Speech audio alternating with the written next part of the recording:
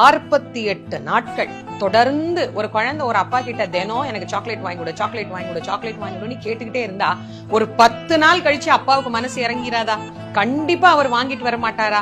அப்பாவுக்கே இவ்வளவு மனம் இறங்குதே, எத்தனையோ பிறவிகளாக நமக்கு தகப்பன் சுவாமி அப்படிங்கிற பெயரோடு இருந்த அனுகிரகம் பண்ற முருகப்பெருமானுக்கு நம்ம மேல இரக்கம் வராமலா போகும். அதனால கண்டிப்பாக முருகன் அருள்வார். நம்பிக்கையோடு அந்த விரதத்தை நீங்கள் இருந்து பாருங்கள். நிச்சயமாக முருகப்பெருமானுடைய அருள் கிடைக்கும்.